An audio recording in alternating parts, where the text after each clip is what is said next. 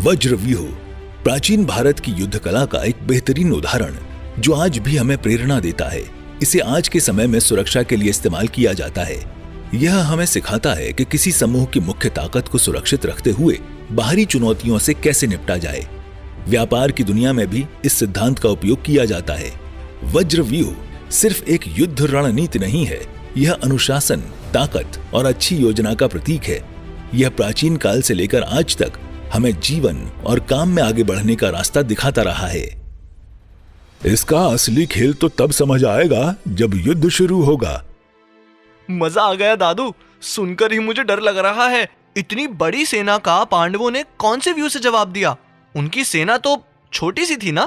दुर्योधन ने स्पष्ट कहा था पितामह की रक्षा करनी है, इसलिए उनके पीछे की सेना में धृतराष्ट्र के पुत्र दुशासन, दुर्मुख, दुर्विशह, दुस्सह, चित्रसेन, विकर्ण, विविंशति, सत्यव्रत, पुरुमित्र, जय, भूरिश्रवा और शल्य जैसे योद्धा खड़े थे। इनके साथ 20,000 रथी वीर अपनी सेना का प्रदर्शन कर रहे थे। अभिशाह, शूरसेन, शिवि, वसाकी, शाल्व, मत्स्य, अंबष्ट, त्रिगर्त, केकई और पूर्व पश्चिम तथा उत्तर प्रदेश के निवासी अपने अपने रथों के साथ पितामह भीष्म की रक्षा में डटे हुए थे। इन 1000 रथों के पहियों और हाथी घोड़ों के पैरों की रक्षा के लिए 60 लाख पैदल सैनिकों की विशाल सेना तैयार थी। उनके साथ ही लाखों धनुर्धारी योद्धा अपने धनुष की गर्जना से युद्ध भूमि को गुंजा रहे थे। ये थी कौरवों की एकादश अक्षौहिणी सेना, अद्भुत, अजेय और अपार शक्ति से भरपूर। दादाजी, अपनी थोड़ी सी सेना से पांडवों ने कौन सा व्यू बनाया? उनको तो डर लग रहा होगा ना? जिनके साथ स्वयं श्री हरि नारायण के अवतार प्रभु कृष्ण हो, उन्हें कैसा डर। लेकिन हाँ, युद्ध की चिंता तो उन्हें थी। इसलिए उनके सबसे बड़े भाई युधिष्ठिर ने अपने भाइयों के साथ सलाह मशवरा किया। युधिष्ठिर ने अर्जुन से कहा, अर्जुन, मुझे महर्षि बृहस्पति के उपदेश स्मरण है। उन्होंने कहा था कि यदि शत्रु की सेना छोटी हो तो अपनी सेना को छोटा और संगठित रखना चाहिए। वहीं यदि शत्रु अधिक संख्या में हो तो अपनी सेना को फैलाकर खड़ा रहना चाहिए। थोड़ी संख्या में शत्रु से लड़ने के लिए सूचीमुख नामक व्यूह सबसे उपयुक्त होता है। महर्षि के इस उपदेश के अनुसार तुम अपनी सेना का व्यू रचना करो। भ्राता युधिष्ठिर, आप बिल्कुल सही कह रहे हैं। मैं आपके लिए एक ऐसा अडिग और अजय वज्र व्यू रचता हूं जिसकी शक्ति इंद्रदेव के वज्र के समान होगी।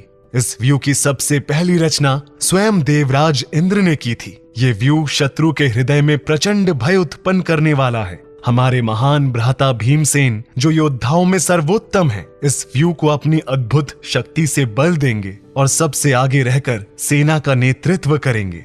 हमें दुश्मन के तीव्र आक्रमण से अपनी सेना को बचाने के लिए वज्र व्यूह की ही रचना करनी होगी। हाँ, यही सही रहेगा भ्राता अर्जुन।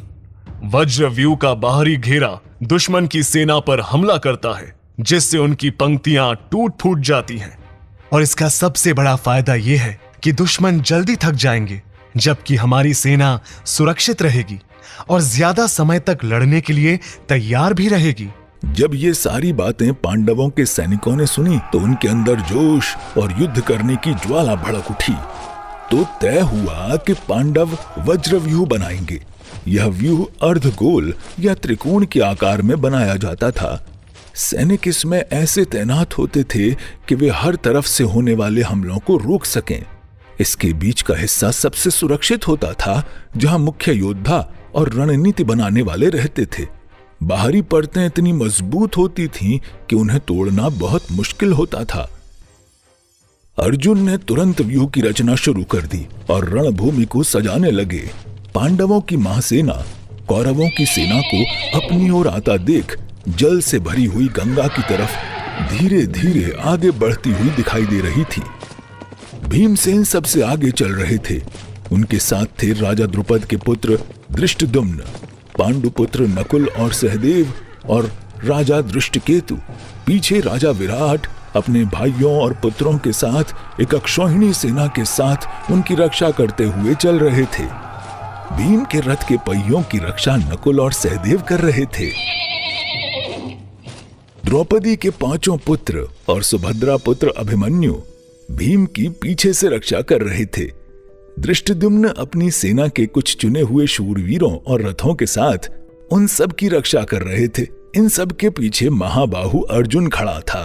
पितामह भीष्म का नाश करने के लिए जन्म लिए द्रुपद के पुत्र शिखंडी अर्जुन की रक्षा में उनके साथ खड़ा था। अर्जुन के पीछे महाबली सात्यकी चल रहे थे।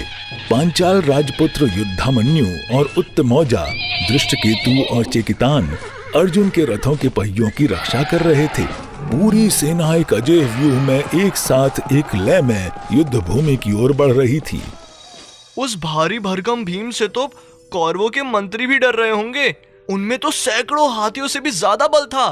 हाँ रजत, भीमसेन तो अपने आप में एक पूरी सेना है। वज्रव्यूह में अर्जुन के पीछे खड़े थे कुंती पुत्र युधिष्ठिर। वे सेना के बीचों बीच पहाड़ जैसे विशाल हाथियों से घिरे हुए थे। पांडवों की सेना में राजा विराट की सेना के पीछे एक अक्षौहिणी सेना के साथ खड़े थे पांचाल नरेश द्रुपद। उनके रथ बेहद सुंदरता से सजे हुए थे और उन पर सोने की चमचमाती ध्वजाएं लहरा रही थीं। इसके बाद राजा दृष्टद्युम्न अपने भाइयों और पुत्रों के साथ अपनी जगह से हटकर धर्मराज युधिष्ठिर के पिछले भाग की रक्षा के लिए आ गए।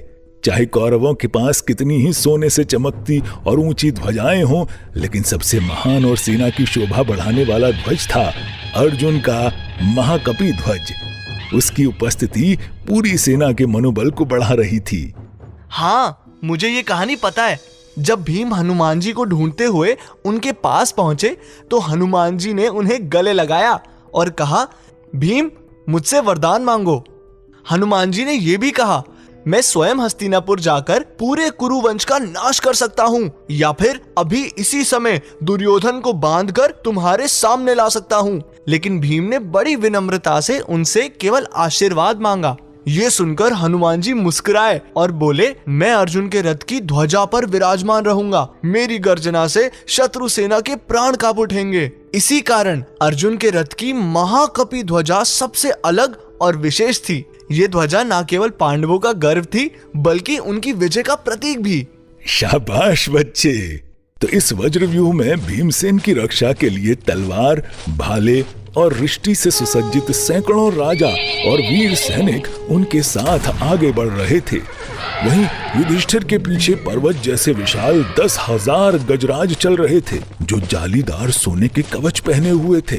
भीम अपनी गदा को उठा अदम्य शौर्य और उत्साह के साथ सेना का नेतृत्व कर रहे थे। उनका ऐसा पराक्रम था कि कौरव सेना भय से कांप उठी। उनके सैनिकों में इतनी हिम्मत नहीं थी कि भीमसेन की ओर नजर भी उठा सकें। वज्रव्यूह दुश्मन को थकाने और अपनी सेना को बचाए रखने में मददगार होता था, पर यदि सैनिकों के बीच तालमेल टूट जाए तो व्यूह कमजोर हो सकता था। ये था अर्जुन द्वारा रचित और उनके अद्वितीय वज्रव्यूह, जो चारों ओर से अजेय और अभेद्य था। क्या होगा जब सर्वतोमुखी व्यूह और वज्रव्यूह होंगे आमने सामने? तो चलिए हमारे साथ हमारे अगले इतिहास के इस रोमांचक सफर में बिल्कुल नए अंदाज में